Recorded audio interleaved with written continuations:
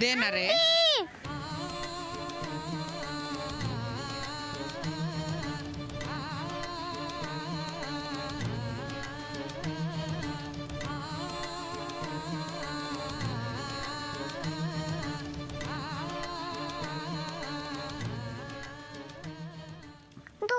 আমি তো দেখতেই পেলাম না তোমাদের আন্টিকে। তাতে কি ফিরকি, আন্টি তো আর কোথাও পালিয়ে যাবে না। তুমি মন খারাপ করো না, আজকে দেখতে পাইনি তো কি হয়েছে, ঠিক কোনো একদিন দেখতে পাবো। আমাকে কেউ কি ডাকলো?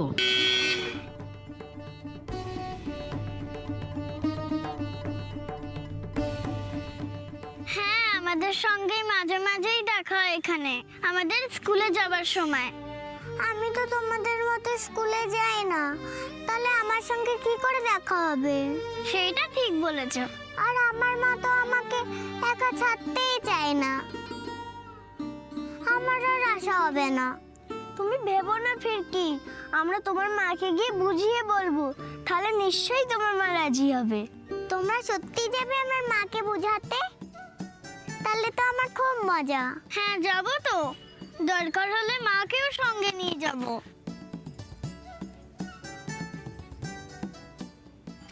বড়দি,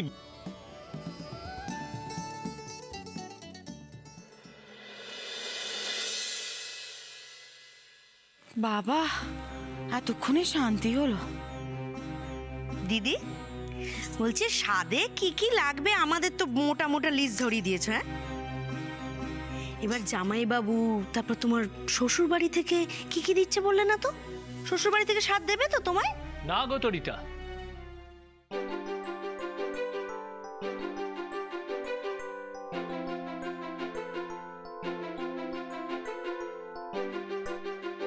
মা বলেছে আমাদের বাড়িতে সব নিয়ম কানুন পালন হয় না। ওই কবে একটা এরকম একটা অনুষ্ঠানে কি একটা গন্ডগোল হয়েছিল, সে থেকে সব বন্ধ। নিয়ম কানুন যা পালন করার এ বাড়ি থেকেই হবে। তা তো নিশ্চয়ই বাবা সিধু, আমার বড় মেয়ের স্বাদ বলে কথা, আমরাই তো ধুমধাম করে পালন করব। হ্যাঁ, এসো এসো তো, তুমি এসো এসো, বসো বসো, এখানে বসো। ললিতা, আয় ললিতা, ভালো করে শরবত করে নিয়ে আয় জামাইবাবুর জন্য। আসছি কর্তামা। জামাইবাবু, আপনাদের বাড়িতে যে সব নিয়ম টিয়ম নেই সে আমি আগেই বুঝে গিয়েছিলাম।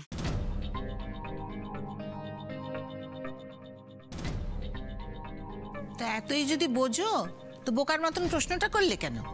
উমা, ওটা তো কথার কথা, কুটুমের মনের খবর জানা, নিয়ম রক্ষা আর কি। যাকে জামাইবাবু, এবার চট করে বলে ফেলুন তো, এই স্বাদের দিন আপনাদের বাড়ি থেকে কতজন আসছে? মানে আমাকে একটা হেড কাউন্ট করতে হবে তো। ওই জোনা 20-30 জন। যা বাবা, মাত্র 30 জন? ও বাবা তরিতা, সিধুকে একটু শান্তিতে বসতেও দেবে না না? আস্তে না আস্তে প্রশ্নের ফুলঝুরি জ্বালিয়ে দিল একেবারে।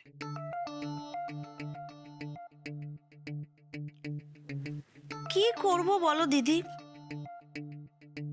বর্দি তো কোনো প্রশ্ন ছাড়াই তোমাদের সব কথা মেনে নেয়।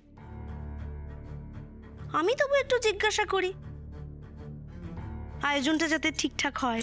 আচ্ছা তরিতা, তোমার তো দেখছি আমার স্বাদের আয়োজন নিয়ে খুব মাথা ব্যথা। না দাদা না হয় পার্টির কাজ নিয়ে ব্যস্ত, তো ভাই কি করছে? তো রুদ্রকে তো একটু বলতে পারো যে হাতে হাতে সাহায্য করার জন্য, কাজ তো কিছু কম না। কপাল গো দিদি, তোমার মতো আর ক্ষমতা কই বলো যে বরকে আঁচলে বেঁধে রাখবো?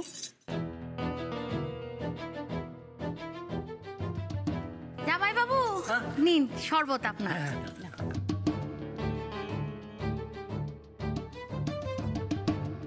কেন সব করিস বলতো? এত ঘুরিয়ে পেঁচিয়ে কথা কেন বলিস? সোজা লোক হলে সোজা কথা বলতাম।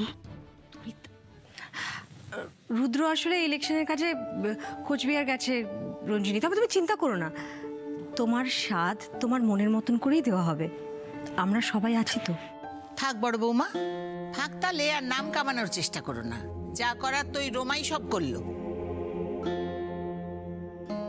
এখন শুধু ওকে ওই নিমন্ত্রিতদের নামের তালিকাটা দেওয়া বাকি, ওটা তাড়াতাড়ি দিয়ে দাও।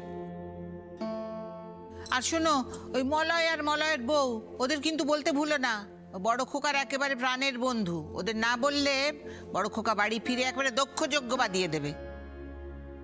কি গো জামাইবাবু? হ্যাঁ বলো, কোথাও বেরোচ্ছ নাকি? না না, ওসব ছাড়ো, তুমি বলো। দিদি তো সবার কাছ থেকে মোটা মোটা সোনার গয়না নিচ্ছে, তা তুমি কি দিচ্ছ? Platinum set?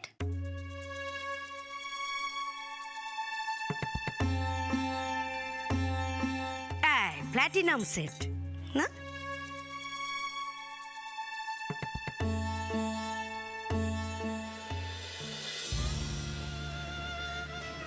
তুমি আমায় দিদি বললে?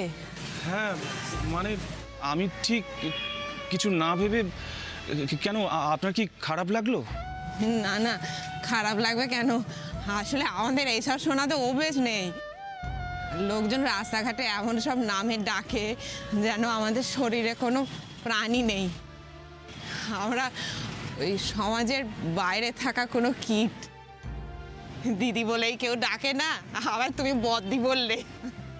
সমাজে তো নানা ধরনের মানুষ থাকে, সবাই কি আর একরকমভাবে ভাবে? মান আর হুঁশ নিয়েই তো মানুষ। আর যে মানুষ অন্যকে সম্মান দিতে পারে না, তার কি বা মান আর কি বা হুঁশ? তাই সবার কথা এত মনে নিলে চলে বর্দি? মনে আর কি নেবো ভাই, সবটা মেনে নিয়েছি। রোজ রাস্তাঘাটে মানুষের এত খারাপ কথা, এত খারাপ ব্যবহার পাই না, ভুলেই গেছি যে তোমাদের মতো মানুষও পৃথিবীতে এখনো আছে, যার জন্য এই পৃথিবীটা এখনো ঘুরে চলেছে। বাহ, আপনি তো খুব সুন্দর কথা বলেন। না না ভাই, তোমার মুখে দিদি ডাক শুনে অনেক কথা বলে ফেললাম। আসলে আমাদের নিজেদের ভাই বোনেরা তো কোনোদিন আমাদের দিদি বলে ডাকে না। তাহলে আপনাকে একটা কবিতা শোনাই। গাহি সাম্যের গান, মানুষের চেয়ে কিছু নাই, নহে কিছু মহিয়ান। নাই দেশ কাল পাত্রের ভেদ অভেদ, ধর্ম জাতি। সব দেশে সব কালে, ঘরে ঘরে তিনি মানুষের জ্ঞাতি। আমারও তো পড়াশোনা নেই ভাই, কিন্তু তুমি এই যে 4 লাইনের কবিতাটা শোনালে, এর মানে হয়তো আমি একটু বুঝেছি। আমি কোনোদিন এটা ভুলবো না। তোমাদের মতো মানুষ যদি সবাই হতো, তাহলে এই আমাদের মতো মানুষদের ঘর ছাড়া হতে হতো না। সিগনালে দাঁড়িয়ে হাত পাতা, বাচ্চা নাচিয়ে নাচ গান করে ইনকাম করা, এইসব করতে হতো না। আমরা তো সমাজে আর 5 জনের মতো লেখাপড়া করে, চাকরি করে, সম্মান নিয়ে বেঁচে থাকতে পারতাম। ও ভাই বলো না, আমরা কি দোষ করেছি গো? সমাজে সুস্থভাবে বেঁচে থাকার কি অধিকার আমাদের নেই?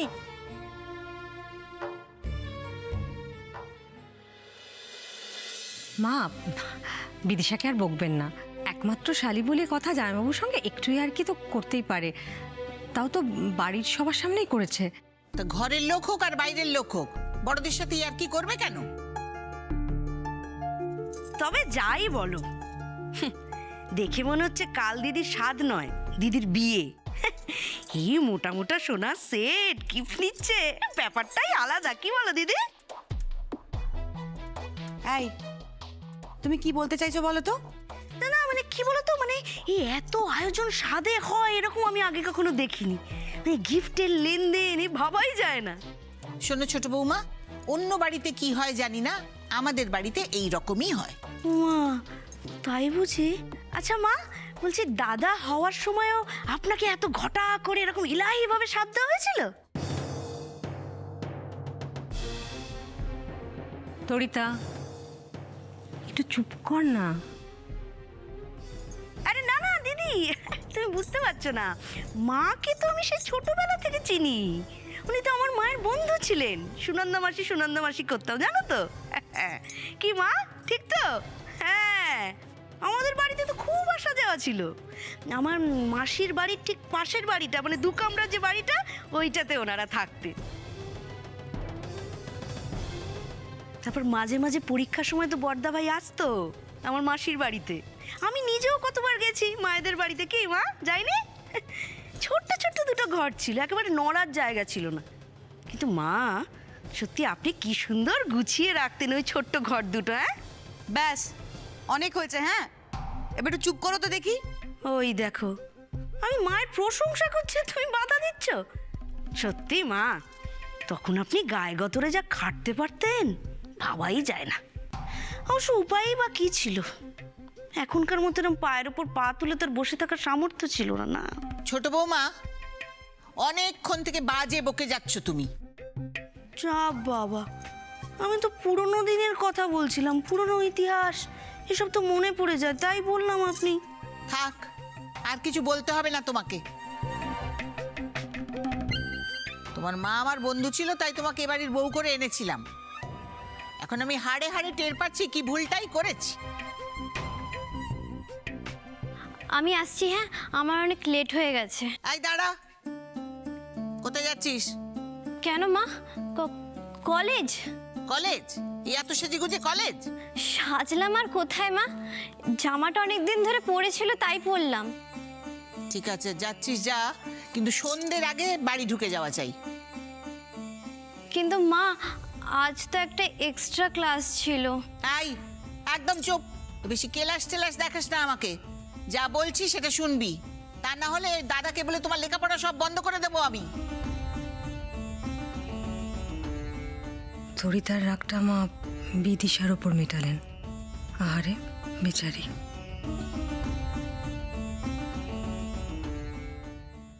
দেখছেন কি কাণ্ড, আজ আপনার সঙ্গে প্রথম আলাপ হলো, আজ আবার ভালোবাসার দিন, ভ্যালেন্টাইন্স ডে, আর আমি কিনা আপনাকে কষ্ট দিয়ে ফেললাম। না না ভাই, এ তো আনন্দের কান্না, এতে কোনো কষ্ট নেই। আর হ্যাঁ, দিদি বলে যখন ডেকেছো, ওসব আপনি আগে চলবে না, আমাকে তুমি করে বলতে হবে। আচ্ছা বেশ, তাই বলবো। এবার বলো তো, তুমি আমায় ডাকছিলে কেন? কি করতে পারি তোমার জন্যে?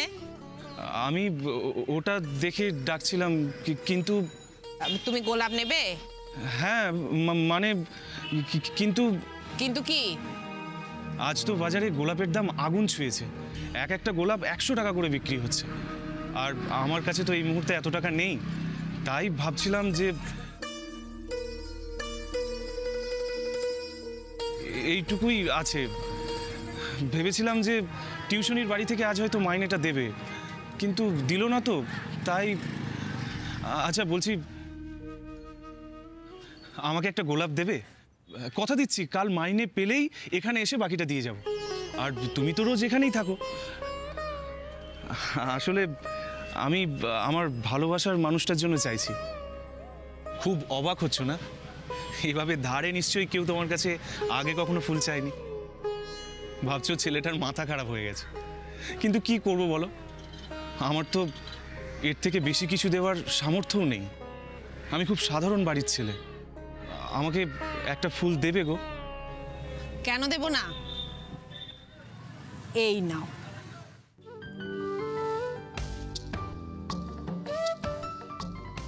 তা অবাক কিন্তু আমি একটু হয়েছি জানো, আমার কাছ থেকে কোনোদিন কেউ এরকম ভালোবেসে কিচ্ছুটি চায়নি।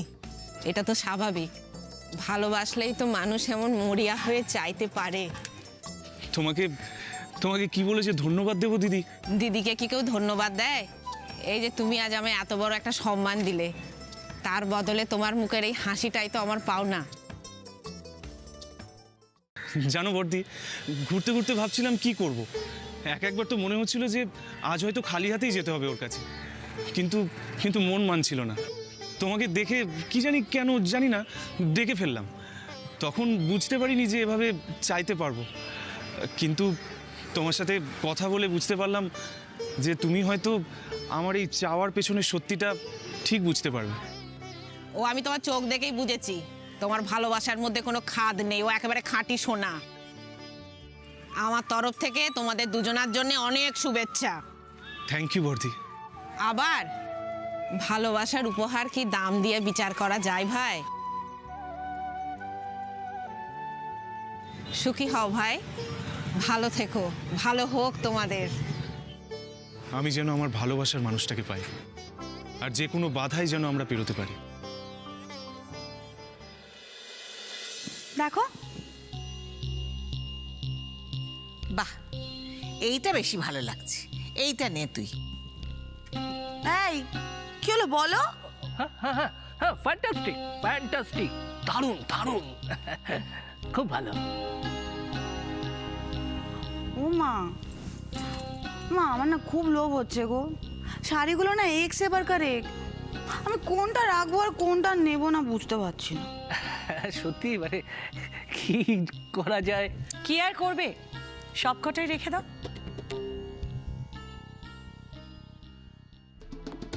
এত হেজিটেট করার কি আছে? পছন্দ যখন হয়েছে তখন সবকটাই নিয়ে নেবে, তাই না? কি ঠিক বললাম তো জামাইবাবু? হ্যাঁ, সে তো ঠিকই, সে তো ঠিকই। নমস্কার ম্যাডাম, কেমন নমস্কার। আছেন? ভালো।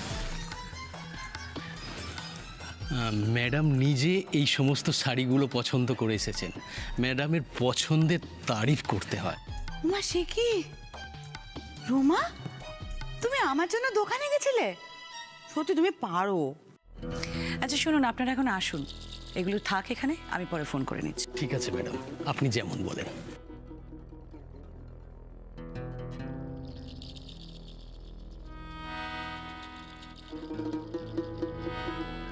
সত্যি রোমা, তোমার টেস্ট আছে বলতে হবে। মানে এই শাড়িগুলোকে পরে রঞ্জিনীকে এত সুন্দর লাগছিল না যে আমি নিজের তো বউকেই চিনতে পারছিলাম না। Thank you, thank you. আচ্ছা রঞ্জিনী দিদির জন্য আমি এইটুকু করতে পারবো না? এসো রোমা, এসো এসো আমার পাশে বসো একটু, এসো। বাবা, সকাল থেকে কোথায় না কোথায় ছুটে বেড়াচ্ছ তুমি, তোমার নিশ্চয়ই কিছু খাওয়া হয়নি। না মাসিমা, আমি লাঞ্চটা বাইরেই করে নিয়েছি। সত্যি তুমি না থাকলে যে আমরা কি করতাম। আরে এই দায়িত্বটা যদি আমার বড় বৌমাকে দিতাম, তাহলে এই স্বাদের অনুষ্ঠান একেবারে মাটি করে ছেড়ে দিত।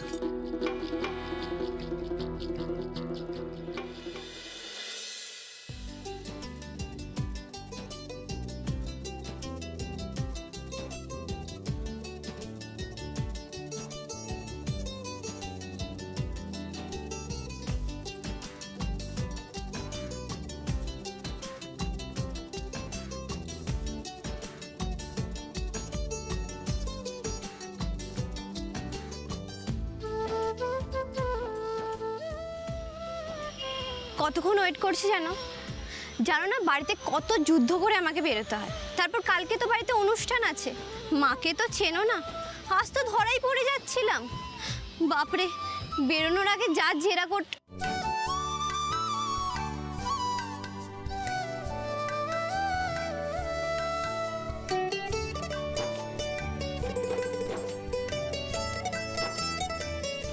Will you be my Valentine Bidisha? Yes.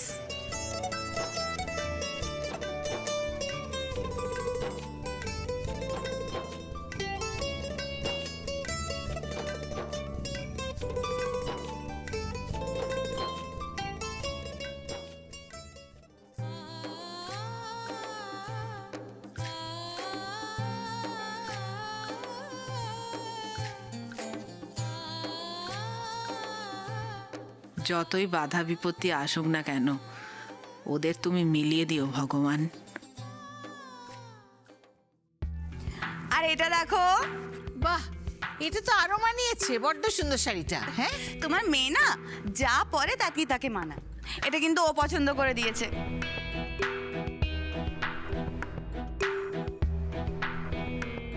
আমার না কি ভালো লাগে এই নীল রং। চল মা গো। এই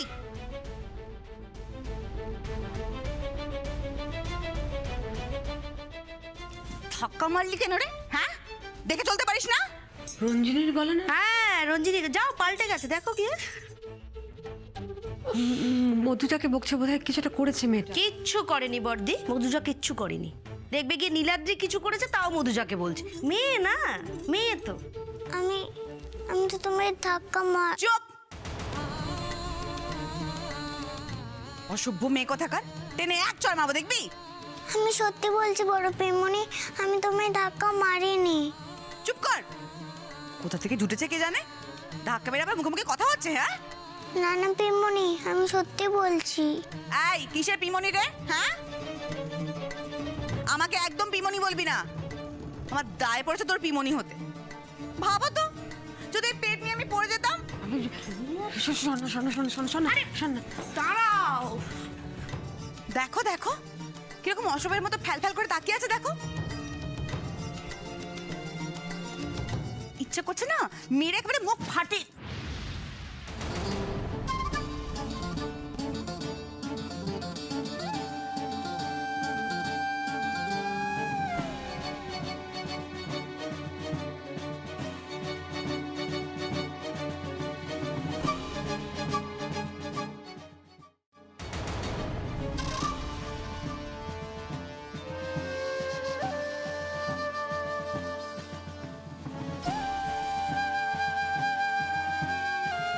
পিমনি, তুমি ওকে মারবে না।